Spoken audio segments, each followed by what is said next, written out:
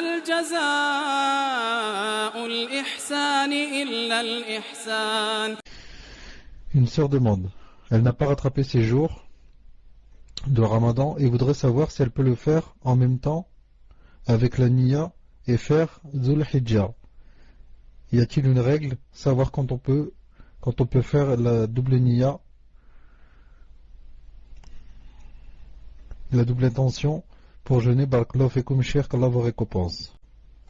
La personne qui dit, pour la première question, vous m'entendez? La personne qui dit que elle n'avait pas encore jeûné les jours qu'elle a mangé pendant le Ramadan de son cycle, et que maintenant, si elle pouvait jeûner avec en même temps la niya des 10 jours de Dhul Hijjah. Premièrement, je dis naam, c'est possible, je vais dire pourquoi. Et deuxièmement, il n'y a pas quelque chose de très clair que pendant ces 10 jours, que le prophète sallam jeûnait les 10 jours. Pas quelque chose de très clair à 100%. Même s'il y a qui n'est pas loin de cette chose, mais les savants ont dit que rentre dans le fait de faire du bien, c'est de jeûner aussi. Al-Muhim. Pourquoi j'ai dit ça? Pour que vous sachiez que si quelqu'un ne jeûne pas, ça veut dire qu'il n'a pas fait quelque chose de contraire à la sharia, pour moi une bid'a ou un péché. Al-Muhim.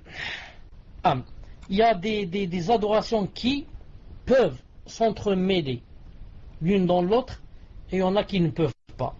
Comme ici, c'est permis. Pourquoi? Parce que je vais jeûner mes dettes et en même temps, c'est tombé avec Ashura ou c'est tombé avec Arafat ou avec ça.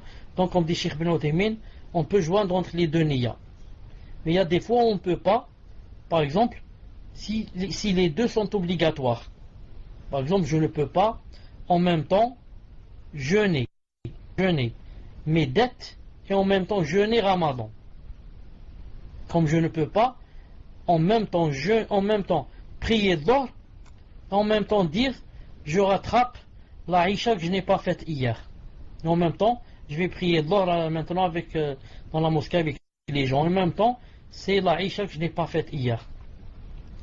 Mais si les adorations peuvent s'entremêler, on peut. Comme par exemple le fait de prier Salat al-Fajr dans la mosquée et en même temps dire avec l'intention que c'est la salat de la mosquée, la salat de la rentrée de la mosquée, Tahiyat al-Masjid, la salutation de la mosquée. En même temps, par exemple, c'est Salat al-Fajr ou bien Salat al-Dhuhr. Ici, les adorations peuvent se grouper, s'entremêler. Inch'Allah ta'ala, Wallah subhanahu wa ta'ala a'lam.